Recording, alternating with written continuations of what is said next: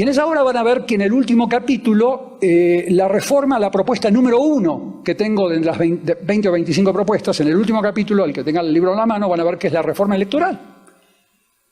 Y a mí me llama mucho la atención que en la simulación de la mafiopolítica mexicana, donde simulamos reformas para aparentar que estamos avanzando, cuando en realidad estamos protegiendo enormes cantidades de dinero dentro del sistema político empresarial slimesco que tienen ustedes, se han propuesto todas las reformas judiciales, administrativas, de educación, energéticas, menos la electoral. La reforma electoral nunca se ha planteado porque la reforma electoral, y lo argumento en esta obra, es la madre de todas las demás reformas. Realizar una reforma judicial antes de una reforma electoral es como poner una carreta frente al caballo, o sea, no podés avanzar. No es de extrañarnos a nosotros que hemos estudiado esta situación en muchos países, que ninguna reforma judicial haya dado resultados tangibles en cuanto al mejoramiento de la efectividad y eficiencia de los sistemas judiciales. Ningún. A pesar de los cientos de millones de dólares norteamericanos, europeos, mexicanos, no ha dado lugar a mejoramiento, salvo en las encuestitas de percepción que son fabricadas por los académicos del poder. Como Benítez Maná, yo le pongo nombre y apellido a las cosas, no me gusta hablar en teoría. Y muchos de los que andan dando vueltas como asesores de García Luna, como este señor, los Castañedas, los Aguilares Camines, los Krauses y toda esta fauna que tienen ustedes en este país. En los datos duros no hay mejoramiento en los sistemas judiciales. En la Fiscalía Especializada para Proteger a Periodistas hay más de 1.900 denuncias con 3 sentencias. 99.89% de impunidad, 99.8% de impunidad. O sea, los datos duros de los sistemas judiciales no dan lugar a dudas que las reformas judiciales fueron reformas concebidas e implementadas por mafiopolíticos para protegerse a sí mismos, a un costo enorme para la población. Entonces, la madre de todas las reformas y la madre de todas las reformas para disminuir los niveles de violencia, mejorar el acceso de los ciudadanos a las instituciones de salud, de educación, de desarrollo social, es la reforma electoral. Entonces, el derecho electoral es clave como la pieza fundamental del rompecabezas para asegurar mayor seguridad humana hacia futuro en este país. Y en todos los países que hicieron las cosas bien, se nota que cuando encararon una reforma electoral con las pautas que voy a mencionarles más tarde, la violencia disminuye. ¿Por qué? Porque la delincuencia organizada transnacional es producto de la corrupción política. Punto y aparte. No hay otra. Si quieren que les sintetice los trabajos de 25 años, ese es el trabajo. Las pandillas pueden ser producto de factores sociales, criminológicos, etc. Las asociaciones delictuosas pueden ser erradicadas en problemas económicos o en jueces corruptos, o en policías corruptos. No, la delincuencia organizada transnacional está compuesta por políticos y empresarios legalizados, sindicalistas, líderes de sociedad civil, disfrazados, y forman redes transnacionales, por definición, que cometen delitos de alto impacto social. Hay un hecho importante. La corrupción política es la madre y el padre de la delincuencia organizada transnacional. Aquí, en Afganistán, en Estados Unidos de Norteamérica, en Alemania, en cualquier lugar del mundo, esa es la ley de gravedad. Entonces, combatiendo la corrupción política, no solamente a través de mayores sanciones, sino a través de mecanismos preventivos. Y el principal mecanismo preventivo de la corrupción política es el derecho electoral, que no forma parte de la sanción penal, como ustedes saben. Es el que genera incentivos, como bien mencionó el señor rector, para que las regulaciones que se le aplican a los procesos electorales estimulen para que tú, jovencita, tú quieras ser diputada el año que viene sin estar besándole la mano a un padrino. Y yo conozco cientos de mexicanas y mexicanos que no quieren besarle la mano a un padrino y quieren entrar a la política y no pueden porque los Monreales no se lo dejan. Porque los Peñas Nietos bloquean, porque los Javieres Lozanos y las Margaritas Zavalas y todo el zoológico que tienen como el elenco estable de la mafiopolítica mexicana impide que gente como ustedes pueda entrar a la política con la misma facilidad que entran en Suiza o que entran en Suecia o que entran en Francia. Y esto se radica en los procesos electorales, en las regulaciones que se le aplican. O sea, tenés que bajarle los costos de transacción al que quiera entrar a la política sin besarle la mano a ningún cacique, a ningún padrino, a ningún líder. O sea que necesitamos una reforma electoral para que las personas que entren a la política sean las que después diseñen reformas judiciales que realmente promuevan el acceso a la justicia y no que traten de controlar al sistema judicial para favorecer a los intereses económicos que financian sus campañas electorales. Es un círculo vicioso, ¿se dan cuenta? ¿No? Law and Economics, derecho y economía.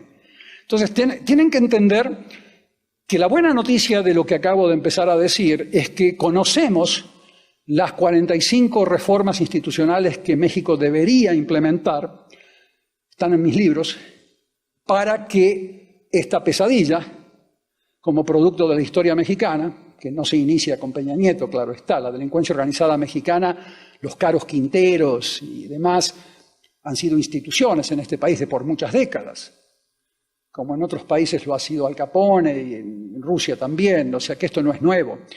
Pero esas 45 reformas institucionales que yo propongo han sido las que alrededor del planeta han probado desmantelar a redes criminales, no solamente con el derecho penal. Yo no soy un penalista acérrimo en donde la primera reacción que yo tengo es aplicar sanción penal. La sanción penal tiene que ser el último recurso del Estado ante la delincuencia organizada, en donde la base de esa delincuencia organizada son jóvenes sin alternativas de vida. Son mujeres y hombres capturados y succionados por empresas criminales que los usan como obreros.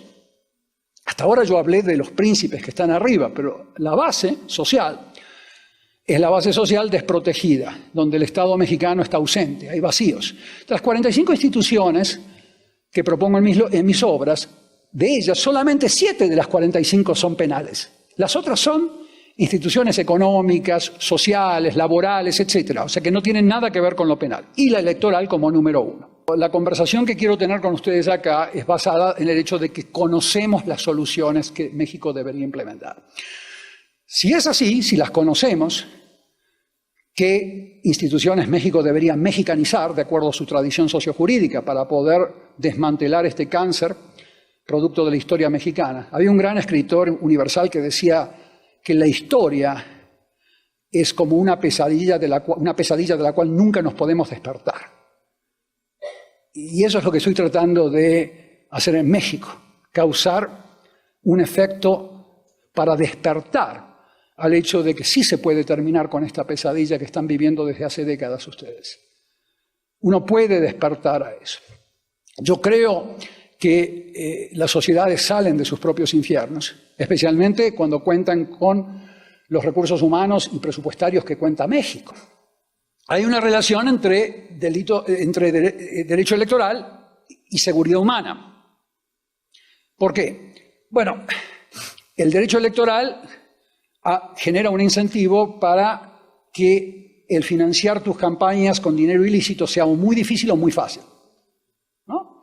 Cuando el derecho electoral no exige elecciones preliminares abiertas, por ejemplo, con precandidaturas sujetas a controles patrimoniales de 3 tipos. Gracias, Rodrigo. Cuando no exige la ley electoral mecanismos de auditoría social, mecanismos de elecciones internas abiertas al voto popular, cuando no exige ciertos elementos que vamos a recoger acá en esta presentación, es muy fácil financiar campañas con dineros ilícitos. Entonces, en ese tipo de ambiente, la delincuencia organizada se va comiendo a pedazos del sistema político como pedazos del rompecabezas, en donde, claro, ciertos políticos están cooptados, amenazados o comprados por el cartel de Jalisco Nueva Generación y otros por el de Sinaloa, sus antiguos primos, y otros por los Zetas y otros por otros grupos criminales. Hay más de 400 grupos criminales en México operando, de China, de Europa, de varios lugares. O sea que lo que ustedes ven en el periódico son las versiones caricaturizadas de los operadores mexicanos, pero hay mucho delincuencia organizada china, y rusa y ucraniana, etc.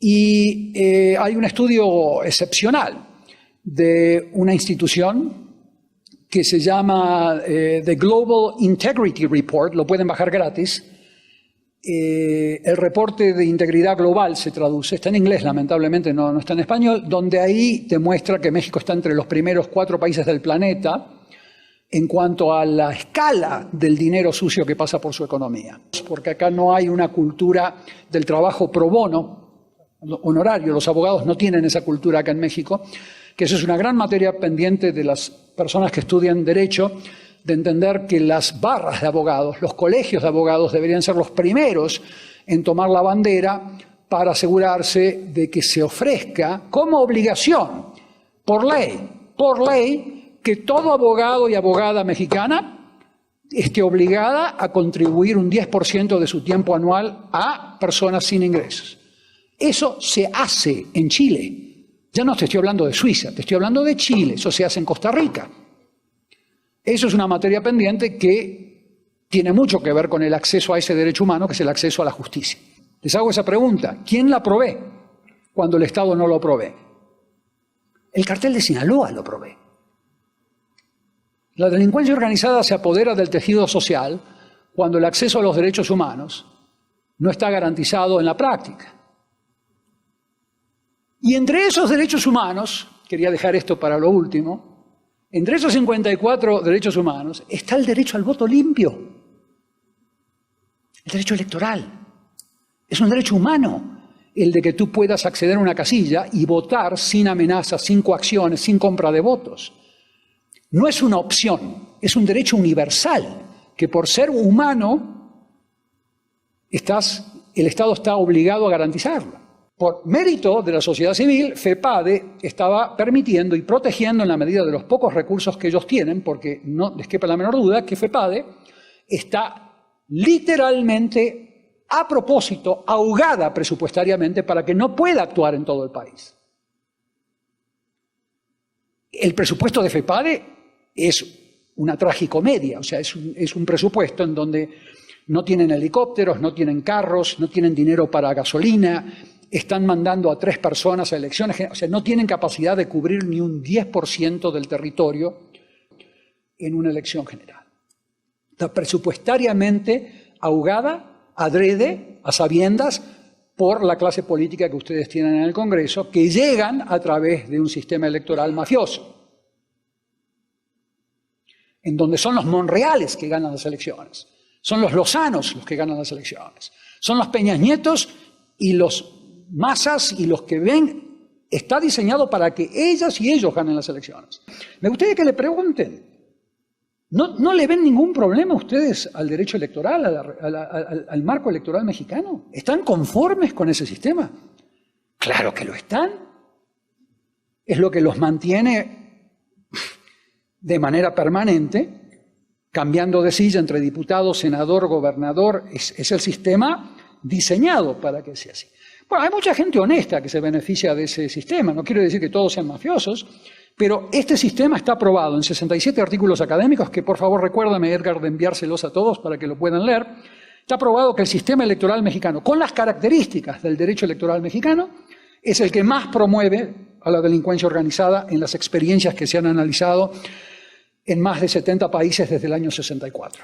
Pero en esto sí, la vinculación entre el derecho electoral y la delincuencia organizada es viejísima.